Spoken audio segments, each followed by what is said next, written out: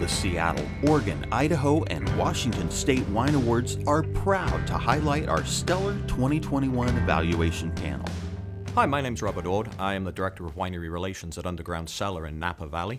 I am really excited actually to be back in Seattle. Seattle's originally where I cut my wine teeth, and I'm really excited to be back to actually see where it's evolved in the gap years that I have missed.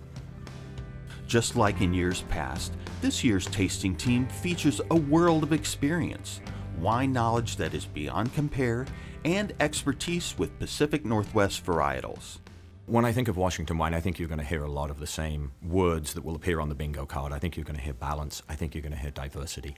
And that's very true. I mean, you've got everything from beautifully balanced Syrahs to Bordeaux blends to, if you're getting down into the Columbia Gorge, some beautiful Rieslings. And so there is that diversity and that balance in Washington State. Oregon's a little tricky because Pinot Noir obviously is the grape that is associated with Oregon. That's what people think of, and then they immediately associate Burgundy with Oregon. But realistically, Oregon was growing Pinot Gris and Pinot Noir. And so now I think they're starting to see a little bit more exploration. Chardonnay is up and coming, Riesling especially.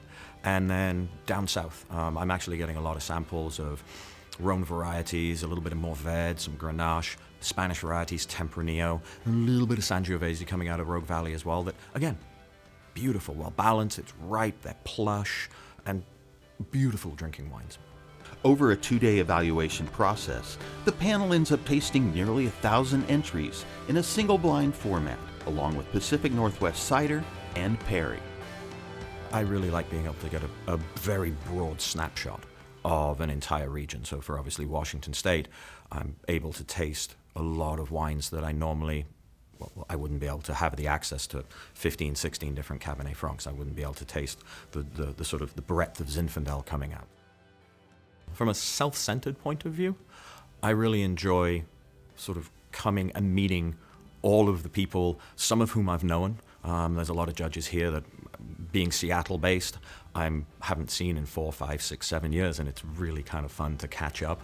And then actually catching up with people who I've only read about, and I'm reading about on the internet, or I'm reading about on my Facebook, and then I actually finally get to sort of put a physical face to a person. Each member of the panel has different approaches to tasting, pacing, and palate cleanse, as well as favorite aspects of the evaluation process. I think over time you learn, and it's pacing yourself. You cannot not spit. You cannot not be hydrating. I think no matter how quickly you want to move, if after every single table, if you're not taking a quick 5 minutes just to reset, hydrate. I like celery because I have good British dentistry, which means I've got lots of holes in my teeth for things to stick in. So the celery gets in there, works everything out, but it keeps my palate fresh. And I think focus. I think there is a mental fatigue to this as well. And part of it is having a discussion with your fellow peers and your panelists, and that keeps you bright and fresh, and you realize you may have missed something when somebody else is evaluating a wine and you're thinking, I didn't get that. And you go back, you're like, oh, yeah, I see, okay. And it helps you to sort of level set each time when you sit down at a table. Cheers to great Pacific Northwest wine, Perry, and cider.